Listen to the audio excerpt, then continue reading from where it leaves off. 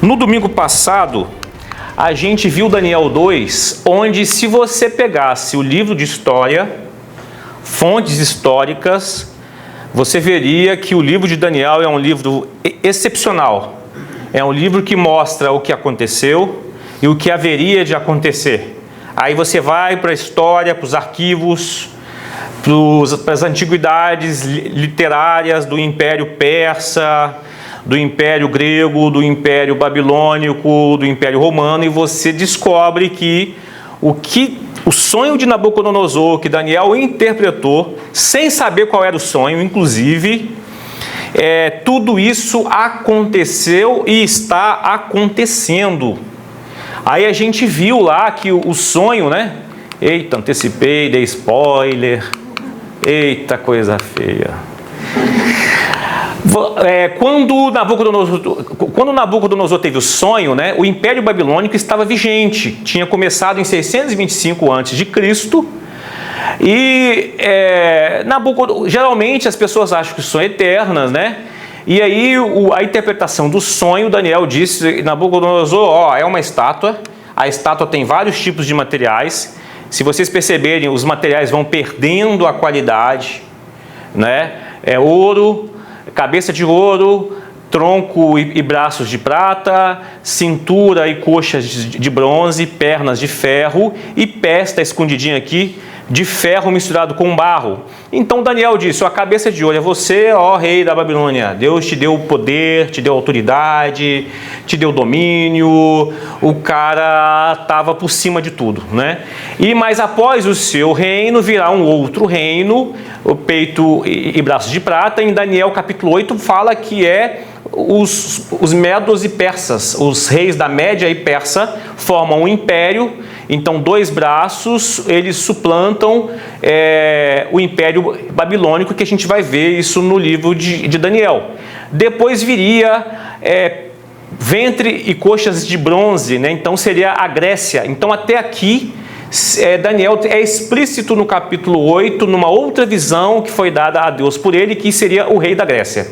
Então, Alexandre o Grande, a partir de 331 a.C., vence o Império Persa. E a gente vai ver que as pernas de ferro que vêm após o Império Grego, né, é o Império Romano. E o Império Romano se divide em dois. O Império Romano Ocidental, ele vai até 476 depois de Cristo, e o Império Romano Oriental, chamado Império Bizantino, também vai até 1453 depois de Cristo. E os pés de ferro e os pés de ferro misturado com barro, né, aquilo que não dá liga, é o que restou do Império Romano. E a gente sabe que o que restou do Império Romano é a Europa. E muito interessante também que a gente viu é que Daniel disse que os pés de barro, os reinos que simbolizavam os pés de barro, tentariam se unificar e serem coesos por meio de alianças em relação a casamento, né? Então, se você pegar o livro de história, eu trouxe amostras aqui históricas, na Europa tentaram fazer vários casamentos reais de países diferentes, com pessoas, gente da realeza de países diferentes, filhos de reis e de rainhas, para tentar unificar. Não deu certo. A Europa ficou, e eu trouxe um exemplo na semana passada, né, de um casamento que aconteceu, onde o objetivo era reunir várias nações. Entretanto, na Primeira Guerra Mundial já estavam inimigas e foram opositoras. Então, se você pegar o livro de história, vai ver que até os pés de barro existe registro de barro misturado com ferro, ou seja, não dá liga, não dá coesão. Se cumpriu o que Daniel interpretou do sonho de Nabucodonosor. É sensacional. E nós estamos aqui. Nós estamos aqui. Sabemos que a Europa andou um pouquinho para o outro lado, pro chamado Novo Mundo, para a América, né? Então, os norte-americanos, a galera é a turma da origem da Europa, né? Então, tem tudo a ver. Nós que estamos mais miscigenados aqui no Brasil, mas os americanos, de fato, eram o povo nativo que vivia de boa aqui. E os europeus vieram trazer coisas desagradáveis para os povos de fato americanos, né? Então, essa desunião, essa falta de coesão, você vê nos noticiários. Você vê que não rola, você viu que houve, você estudou que houve a Primeira Guerra Mundial e a Segunda Guerra Mundial. Você vê que tem países da Europa que pertencem à OTAN e tem outros que não. Eles ficam o tempo todo tentando. Tem países que usam o euro e tem países que não usam o euro na Europa. Porém, o texto mostrou em Daniel 2 que quando vai chegar um momento que o momento que Deus der o período dos pés de barro, vai terminar o quê? O tempo dos gentios. O tempo dos gentios é quando é profetizado aqui, o foco fica mais nos impérios que surgiram. Israel fica subjugado até então. Israel estava subjugado no Império Babilônico. A gente viu no capítulo 1 o exílio. Israel estava sob o poder da Pérsia aqui. O rei Ciro que permitiu eles voltarem a reconstruir o templo, reconstruir os muros. Nós vimos que Israel passou pelas mãos dos gregos. Nós vimos que Israel esteve subjugado pelo Império Romano. E Deus no domínio da história. Então isso aqui é o tempo dos gentios. Israel ainda não tem tranquilidade, porque Israel é um filho desobediente, um filho rebelde, um filho que não crê no Messias, é um filho que está em desobediência, está colhendo os frutos da profecia de Moisés há 1400 anos antes de Cristo. Mas vai chegar um momento que quando houver um colapso estrutural, político, econômico, vai vir a pedra.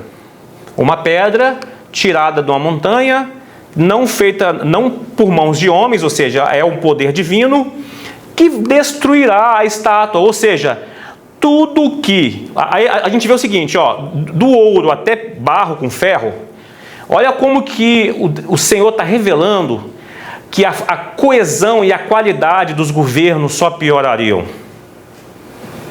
Coesão, governança e qualidade dos governos só piorariam. É isso que Deus está nos ensinando. E aí tem uma galera achando que é possível tornar a terra um céu. Eu falei no domingo passado da conquista dos 7 montes. Se os evangélicos, tem uma galera que acha que se conquistar a política, se conquistar a cultura, se conquistar a educação, se conquistar o entretenimento, se conquistar... mais o que? Me ajudei, gente. Eu nunca guardo tudo. Família. Se conquistar o poder sobre 7 áreas da sociedade, há um controle social, moral e vai ficar o paz, céu, tudo controlado, tudo bem. Sendo que Deus já falou há muitos séculos atrás que vai piorar a qualidade de governança. E quem vai conquistar, que vai trazer paz, prosperidade, segurança e santidade moral, santidade, é somente a pedra. A pedra que os construtores rejeitaram, a pedra que os religiosos odeiam, a pedra que aqueles que formaram instituições religiosas gigantes, que movem milhões, não querem que ela chegue, querem adiar o fim, querem adiar o reino de Deus eterno, implantado na terra. Aqueles que amam a governabilidade política, eles querem adiar a vinda da pedra. Porque é só um que vai trazer paz, prosperidade, segurança e santidade. Não é missão dos evangélicos tornar o reino eterno. A missão é do Cristo, é da pedra. É a pedra de sustentabilidade. O único que vai conseguir gerar um governo eterno de qualidade. É isso que está revelado. Se os evangélicos conhecessem, estudassem, fossem ensinados. E como eu disse aqui, a maioria dos evangélicos só conhecem em Daniel na cova dos leões. Conhece Daniel 3, que a gente vai ver aqui hoje. Mas não conhece a soberania de Deus. Não conhece que a governabilidade humana só vai piorar. Não conhece que a pedra vai vir e a estátua, na visão de Nabucodonosor, no sonho, ela virou pó. Porque está mostrando que os humanos que tentam governabilidade sem Deus só perdem qualidade de governança. Somente Deus é capaz de gerar um reino pacífico, de coesão, de qualidade, de paz, prosperidade, segurança e santidade. E aí nós somos um reino, nós somos um povo. E Deus está chamando a gente para aguardar, esperar. Jesus quantas vezes falou do servo que espera o seu Senhor de prontidão. E tem uma galera querendo adiar a vinda do Senhor. E o Senhor falou várias vezes, com parábolas. Se o Senhor saiu, você fica esperando à noite, preparado, para quando o seu Senhor voltar, Ele te encontrar desperto. E você vai sentar à mesa com Ele, inclusive. É isso que a gente deveria estar vivendo.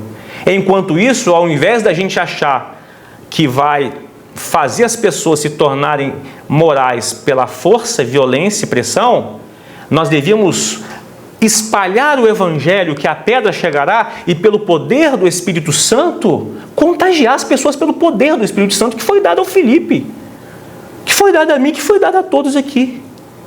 Poder do Espírito Santo. Mas a galera não quer poder, a galera quer força, a galera quer violência, a galera quer alianças, a galera quer adiar, porque a pedra vai acabar com todas as instituições lucrativas. O reino de Deus virá porque o governo será de Jesus, que governará com poder e autoridade. É isso, vou parar por aqui, que eu me empolgo com isso aqui. Eu acho isso aqui maravilhoso. Eu me arrepio de olhar isso aqui. Isso aqui é maravilhoso. Deixa eu ir para o capítulo 3. O Senhor está chamando a mim e você para anunciar essas coisas. Ao invés da gente estar pregando que você é Daniel, se você cair na cova dos leões, nada vai acontecer com você. Não é isso que o livro de Daniel está ensinando. Daniel está ensinando que soberania de Deus. Que inclusive você pode cair na cova dos leões e ser comido pelo leão. Glória a Deus por isso, e você vai encontrar com ele. O foco do livro de Daniel é a soberania de Deus sobre os tempos, sobre os reinos. Que vai mostrar que seres humanos sem Deus só vão perder qualidade. Só vão deteriorar seus poderes, seus governos. E o governo de Cristo que está prometido para mim e para você. Aí a gente aprendeu sobre soberania de Deus, transitoriedade, fracasso, fraqueza dos governos humanos. Eles caem, entram outro, atropela. Eles vão se atropelando. Vão se atropelando. E a eternidade do reino de Cristo, a pedra. E somos chamados a servir no reino de Deus para mostrar, testemunhar em meio às nações. E hoje, irmãos, a gente vai ver o seguinte, Daniel 3. Se você não viu essa mensagem, veja, está lá no YouTube. É muito importante ver isso aqui. Passa para um amigo seu, para um familiar seu. Passa para ele. A gente vai ver aqui, a soberba é só um disfarce. Daniel capítulo 3. A soberba é só um disfarce. Por que a soberba é só um disfarce? O que aconteceu? Em Daniel 2, na interpretação do sonho, a interpretação do sonho diz: ó rei, Nabucodonosor, o Senhor é a cabeça de ouro. O Senhor representa a cabeça de ouro, é o seu reino poderoso, é a cabeça só. Quando o seu reino chegar ao fim, lá no verso 38 do capítulo 2, outro reino virá. Outro reino virá. Então, o ditador, eles querem governança eterna, né? Está dito na interpretação do sonho que o reino chegaria ao fim e outro levantaria no seu lugar. Aí Nabucodonosor, temporariamente, parece que se converteu, temporariamente, que no verso 47 do capítulo 2, ele fica animadaço e ele diz: verdadeiramente seu Deus é maior de todos os deuses, o Senhor dos reis e revelador de mistérios, você conseguiu revelar esse segredo. Aí promove Daniel primeiro-ministro, dá uma boquinha para Sadraque, Mesaque e Abednego no reino e tal, e passou um breve intervalo, e nesse breve intervalo, o que aconteceu?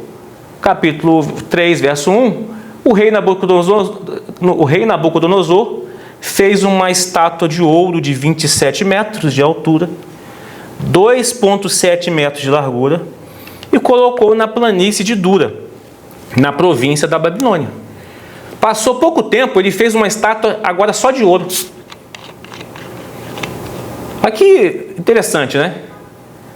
Ele era só a cabeça. Agora, passou um tempinho, parecia que estava um crente convertido e tal, agora a estátua toda é de ouro. O que está acontecendo com o rei Nabucodonosor? O que está acontecendo com esse cara?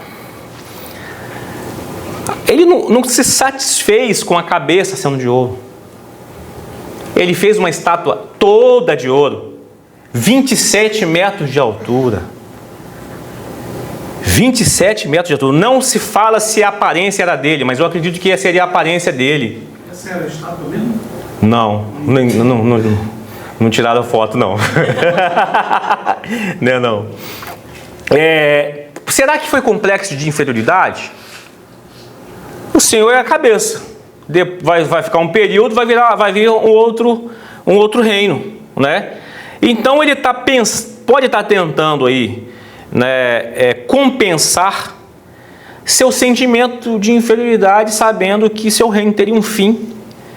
E a estátua pode ser uma compensação psicológica. Nós temos psicólogos aqui que pode até ajudar se quiser. Uma compensação psicológica por sua mortalidade, por sua transitoriedade de poder.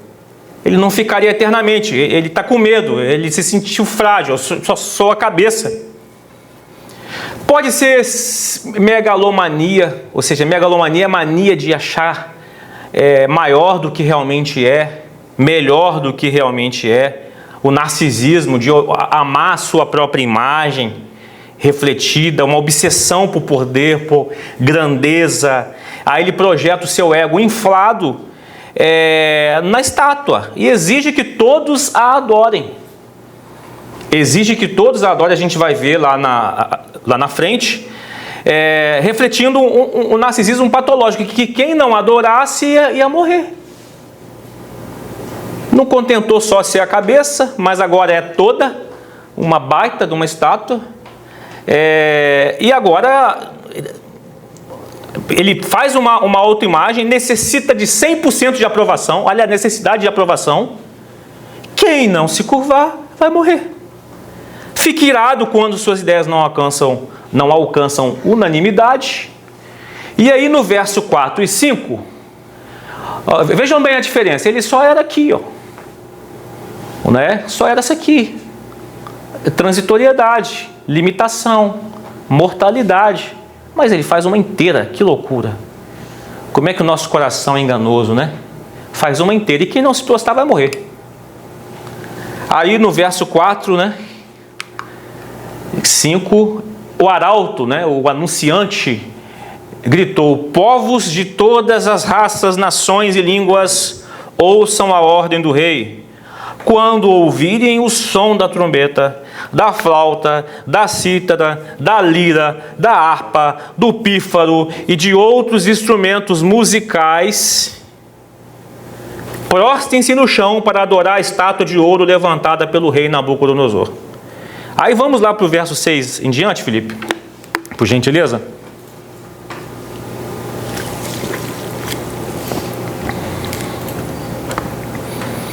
Quem não obedecer será lançado de imediato na fornalha ardente. Portanto, ao som dos instrumentos musicais, todos, não importando sua raça, nação ou língua, se prostraram no chão, adoraram a estátua de ouro que o rei Nabucodonosor havia levantado. Alguns dos astrólogos, porém, foram ao rei denunciar os judeus. Disseram ao rei Nabucodonosor: que o rei viva para sempre.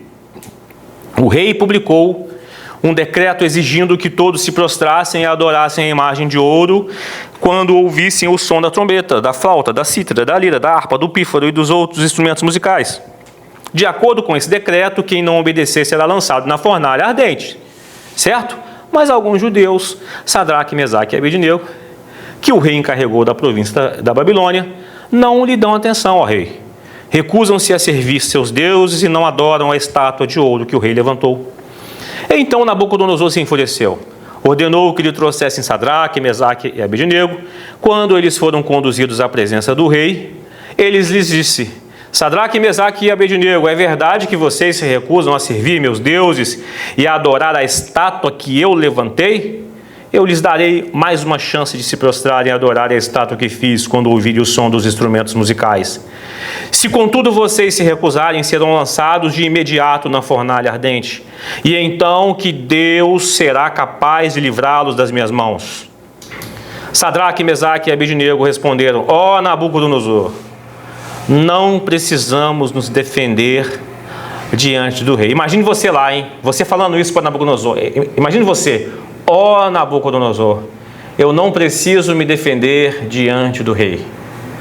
Se formos lançados na fornalha, se imagine lá, você falando para ele, ardente, o Deus a quem servimos pode nos salvar. Sim, ele nos livrará de suas mãos, ó rei. Bem calminho, você tranquilo, na paz.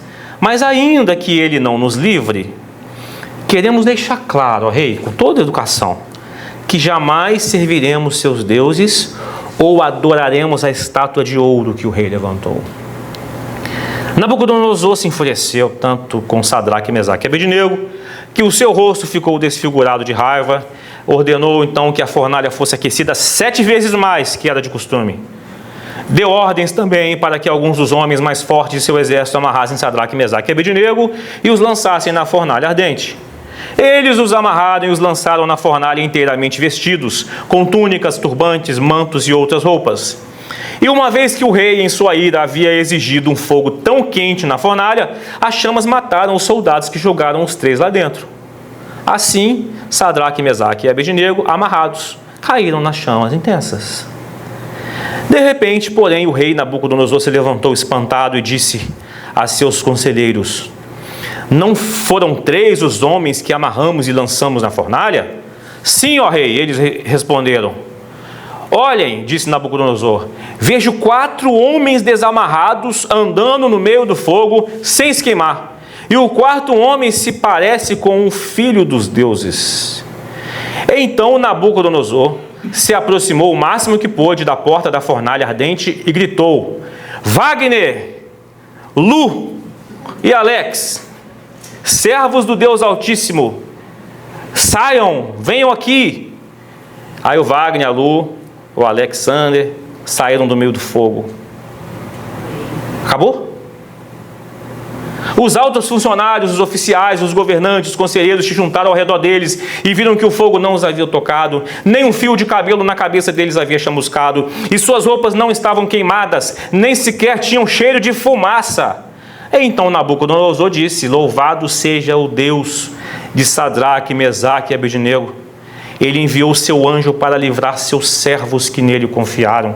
Eles desafiaram a ordem do rei e estavam dispostos a morrer, em vez de servir ou adorar qualquer outro Deus que não fosse seu próprio Deus. Portanto, eu faço esse decreto. A mania de grandeza continua um pouquinho, né? Se qualquer pessoa, não importando sua raça, nação ou língua, disser uma palavra contra o Deus de Sadraque, Mesaque e Abednego, ela será despedaçada. Vai gostar de matar os outros assim, né? Ela será despedaçada e sua casa transformada num monte de escombros. Não há outro Deus capaz de livrar dessa maneira.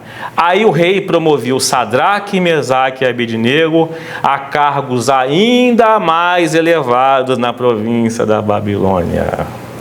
Acabou, né? Espetacular.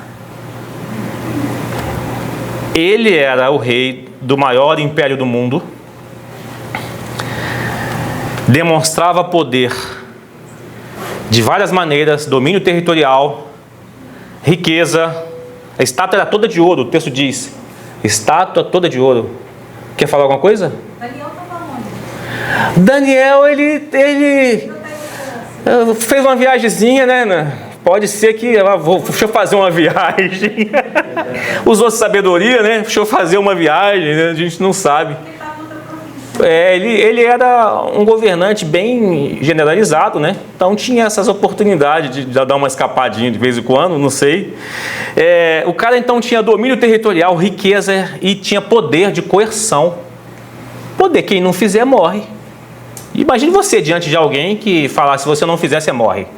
Ora é queimado, ora é despedaçado. Olha que loucura, gente.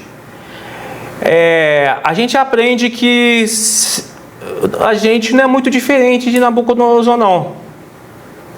É só dar poder para a gente. E existem experimentos psicológicos que mostram que a gente é ruim. Eu já falei aqui, tempos atrás, de experimentos psicológicos de gente considerada boa, que foram colocadas em experimentos e elas curtiam tortura depois de um certo tempo. Então, a força, o texto é o que se esconde, né? A fragilidade, a soberba é só um disfarce, né? O título. Essa loucura toda de querer despedaçar os outros, de queimar os outros, de usar coerção, de usar exigência, na verdade é fragilidade. Essa questão de pegar, ele era isso aqui, ó, ele era isso aqui. Ele era isso aqui só. Depois mandar fazer isso tudo aqui, ó, que ele agora representa tudo. Fragilidade. É medo. É medo de fim, de seu império, de sua vida, de seu domínio, do seu poder, da sua autoridade. O cara mandava despedaçar, o cara mandava queimar, o cara exigia e todo mundo obedecia. Fraqueza. Fraqueza. Isso aqui é medo. Lidar com gente medrosa, temerosa e não confiante num Deus soberano é perigoso. Porque eles usam de meios coercitivos e violentos para manter-se o seu domínio, o seu tempo de autoridade, de poder. E ainda tinha puxa-saco ainda, né? A gente lê o texto que em Daniel capítulo 3, verso 9, disseram ao rei Nabucodonosor que o rei viva para sempre, ao invés de ajudar, atrapalha. O cara já quer domínio todo. E ainda uma galera que o rei viva para sempre.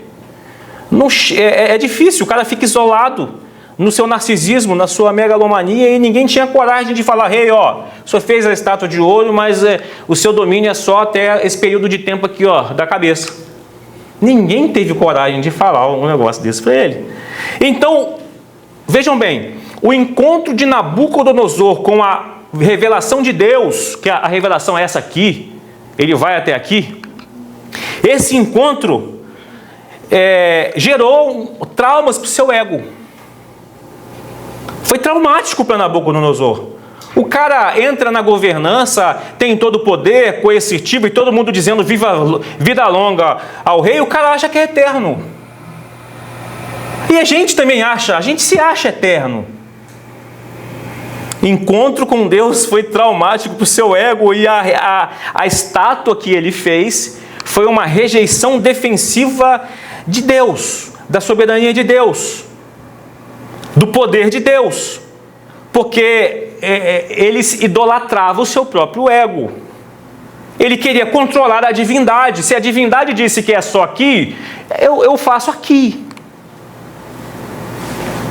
Ele cria no Deus de Daniel, mas cria de maneira errada. Ele ficou todo feliz que o Deus revelou o sonho. E Deus deu a interpretação no capítulo 2. E ele creu, emitiu mais um decreto lá, todo mundo tem que crer também num Deus de Daniel, mas tinha os outros deuses que ele continuou servindo. Então mostra que orgulho e soberba, no capítulo 3, são apenas armaduras mal disfarçadas para corações inseguros, não confiantes na soberania de Deus. Mas do outro lado, há o povão que se curvou diante da estátua, diante da soberba, Ou seja, o povo é mais fraco. O rei é mais forte, mas a gente viu que ele é frágil, ele tem medo. Ele não aceita a soberania de Deus. Ele tem medo que ele é finito. Existe um povão do outro lado mais fraco que o rei. Porém, entretanto, há 3 jovens que demonstram poder e força, mesmo com aparência de condições fracas. A verdadeira força de Sadraque, Mesaque e Abednego está residindo na força do caráter. Recusaram a comprometer os seus princípios, mesmo sabendo das consequências. Deus, ou melhor, Rei, se for da vontade do nosso Deus, Ele nos livrará. Mas se não, saiba que nós não curvaremos. Isso é força. Fraqueza era de Nabucodonosor.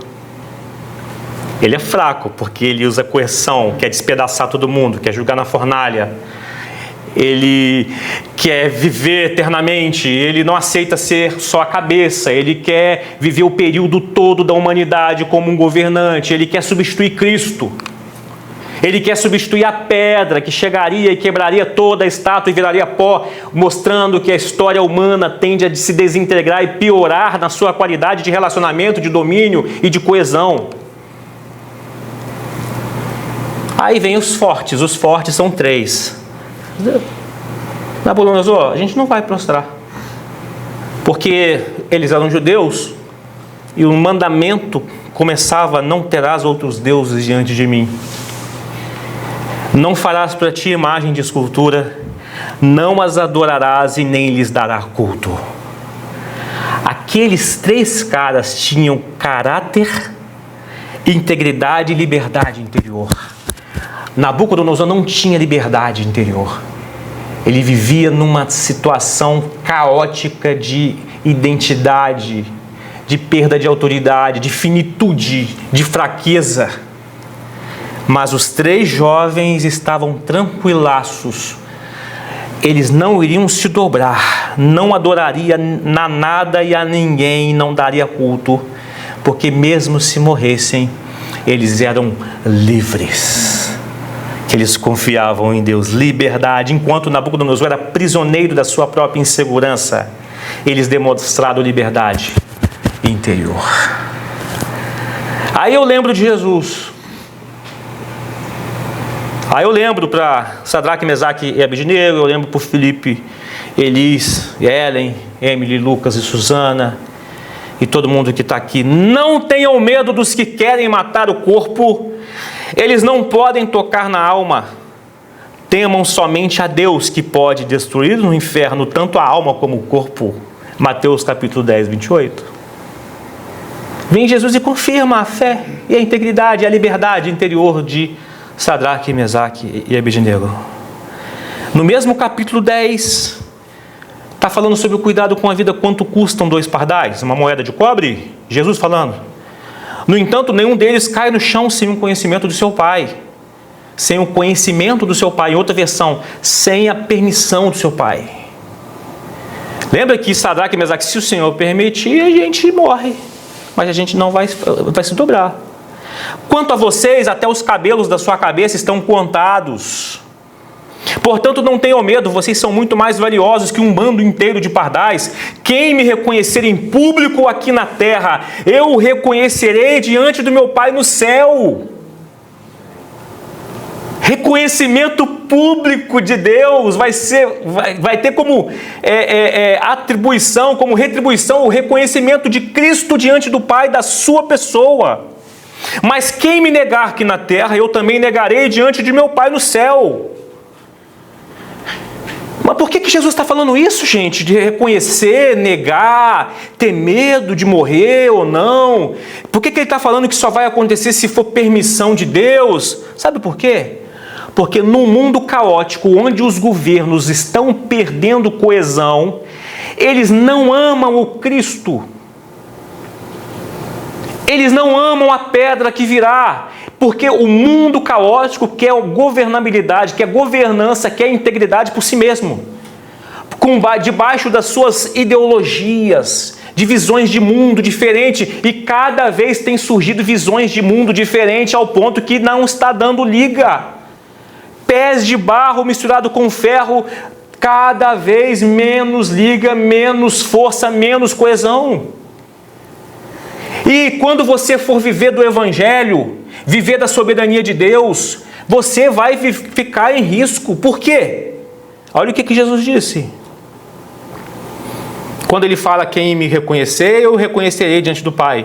Quem me negar, eu negarei também diante do Pai. Não tenham medo. Sabe por quê? Olha o que ele falou do verso 34 do capítulo 10 de Mateus.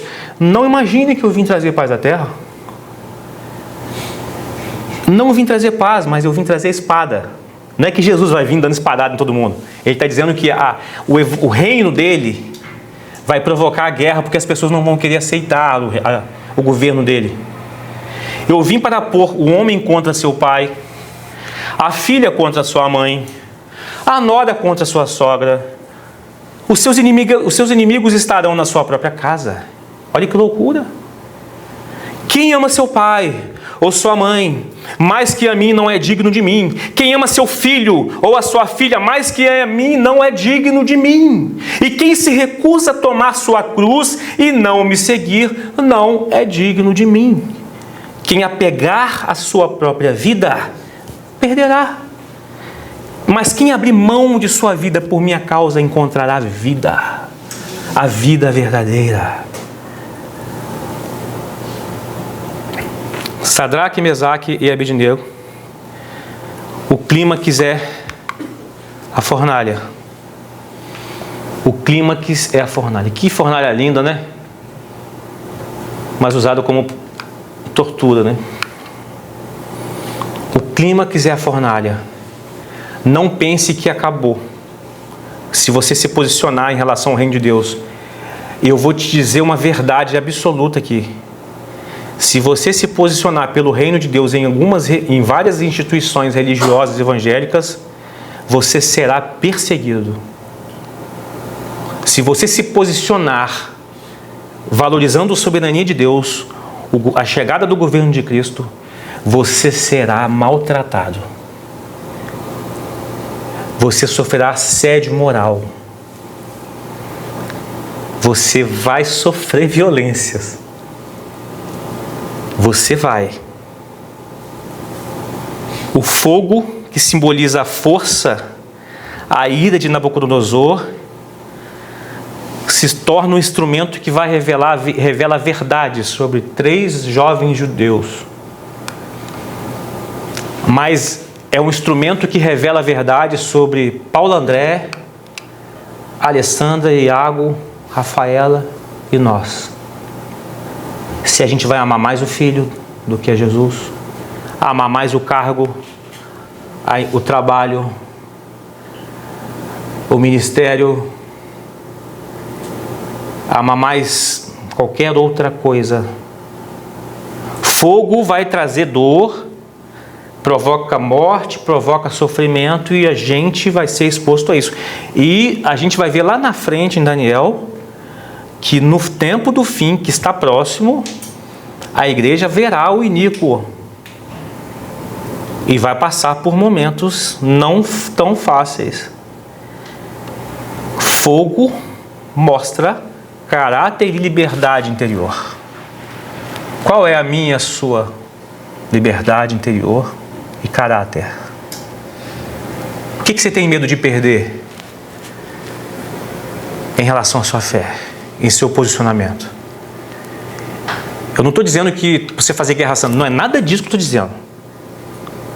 Eu estou dizendo é você mostrar a soberania de Deus, a confiança em Deus e a liberdade de ser inclusive passivo diante de coisas que fizerem contra você. A verdadeira fragilidade vê a força daqueles jovens. A força de Nabucodonosor é demonstrada como inútil diante da intervenção divina. Os soldados morreram quando foram jogá-los lá, mas os jovens ficaram íntegros, até sem cheiro. E a verdadeira força é que os jovens saem ilesos, Com eles o quarto homem, que Nabucodonosor fala, tem um semelhante ao Filho dos Deuses.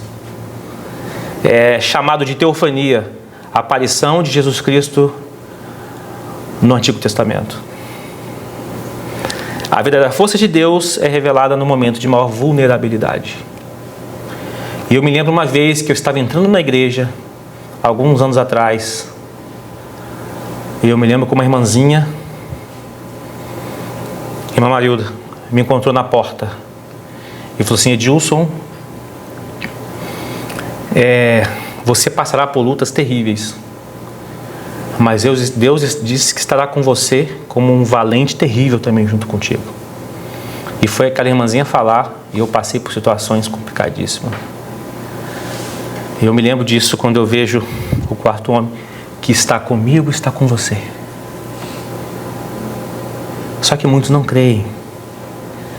A imagem de Jesus na fornalha é a representação que é da verdadeira força, que não se manifesta em dominação, não se manifesta em violência, mas no seu amor e proteção ao seu povo.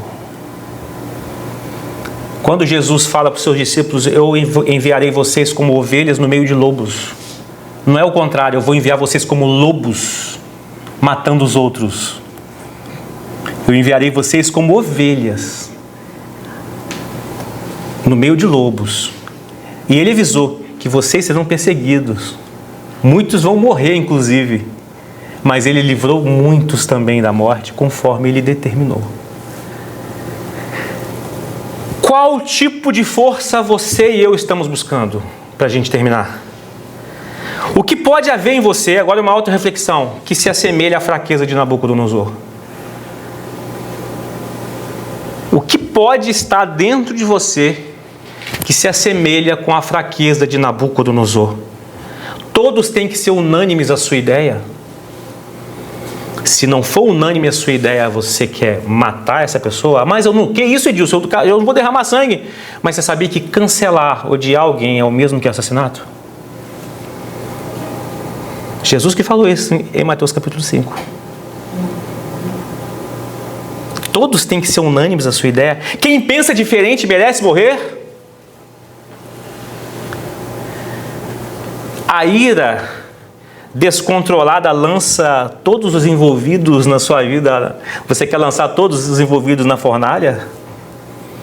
Com iras descontroladas? Com um senso de divindade?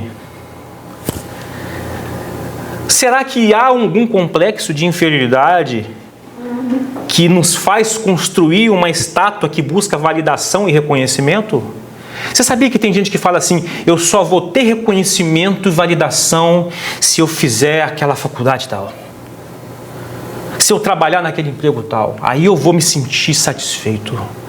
Se eu for o presidente da República, se eu for o prefeito de Macaé, se eu for o engenheiro, se eu for pastor, se eu fizer isso, se eu fizer aquilo, se a Prisma ficar gigante. Complexo de inferioridade pode fazer a gente construir estátuas de ouro. E aí nesse processo de construção, ai daquele que tem de entrar no nosso caminho, na nossa missão de busca de validação e de reconhecimento. A nossa autoimagem, para a gente pensar, a nossa autoimagem, como que você se vê? A gente vê todo de ouro da cabeça aos pés? Ou a gente se acha mais importante do que nós somos na realidade? E a gente quer ser servido e não servir? A gente quer receber e não dar? Coisas para a gente pensar. Aí vem Jesus, a pedra, que vai provar, que mostrar tudo que deu errado, porque os homens, a humanidade, melhor dizendo, tentou governar por si mesma, sem o apoio de Deus. Aí vem Jesus como um servo, abre mão de toda a sua glória para morrer numa morte mais vergonhosa que o Império Romano. Eu disse aqui que Cícero dizia que nem mesmo o soar o termo cruz para um cidadão romano deve vir nos olhos e nem nos ouvidos. Vem Jesus, morre, uma morte vergonhosa, mas antes disso ele lava os pés dos discípulos.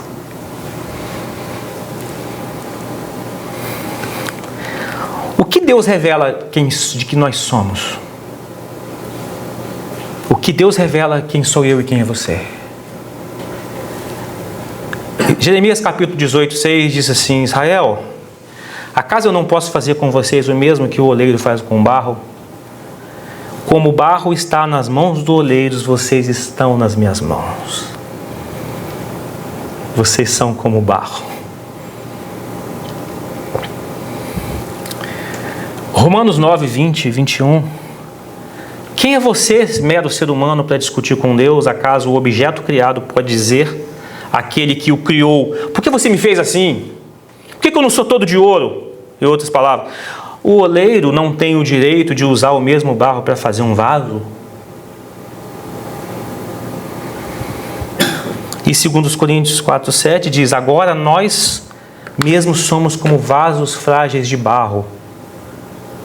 Nós somos como vasos frágeis de barro, que contém um grande tesouro. Olha que maravilha! O grande tesouro é o Evangelho da soberania de Jesus Cristo sobre tudo e sobre todos. Aí a gente contém um grande tesouro. A gente contém o Espírito. Olha o contexto da carta de 2 Coríntios 4. Assim fica evidente que esse grande poder vem de Deus e não de nós.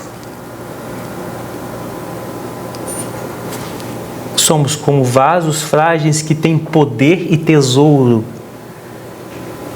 Porque enquanto a gente acha que é de ouro, enquanto a galera acha que é de ouro, que estendeu da cabeça até os pés de ouro, Nabucodonosor não é tão diferente da gente. Deus revelou por meio do próprio Nabucodonosor o sonho que deu. Daniel disse qual foi o sonho e inclusive interpretou que os seres humanos tentam ser coesos, indestrutíveis, mas vão caminhando para a falta de coesão e unanimidade e destruição. O que pode haver em você que assemelha agora a força dos 3 jovens amigos? A força da fragilidade. O texto de 2 Coríntios 4, 7 diz: esse grande poder vem de Deus. Você tem o privilégio de receber poder de Deus para ter uma força de um caráter inegociável diante das pressões que os sistemas irão fazer sobre você, que vão te dar resiliência mesmo quando estiver enfrentando a fornalha. Então mantenha os princípios, mesmo sob pressão. Mantenha os princípios. Esteja preparado para aceitar as consequências da sua fidelidade. Sua fidelidade vai gerar consequências, mas tudo bem. Não importa, se Deus permitiu eu ter o prejuízo, eu terei. Mas se não, Ele pode me livrar do prejuízo. E confie que Deus está sempre presente com você na fornalha. E aí vive de forma que inspire os outros a buscar esse poder de Deus. Inspire seus amigos, porque mania de grandeza e soberba é só um disfarce para fragilidade. Se você estiver convivendo com gente soberba, eu estava conversando essa semana em relação ao trabalho, alguns tipos de pessoas que você tem que ter sabedoria, que ela busca validação. Aí maltrata as pessoas. E aí como lidar com esse tipo de pessoas? Se você convive, essa pessoa é frágil, elas precisam confiar que no seu Deus você não precisa de validação. Você faz e cumpre para a glória de Deus e o Senhor está contigo. Liberdade interior, força de caráter é a sua verdadeira força. Vamos curvar nossa cabeça, vamos orar. Deus, obrigado, Senhor. Obrigado por nos fazer lembrar sobre liberdade, sobre o seu domínio, sobre sua majestade, sobre a sua eternidade e sobre o seu governo futuro. Enquanto isso, Senhor, nós estamos aqui passando por diversas tentações de buscar validação, buscar estabilidade, buscar reconhecimento,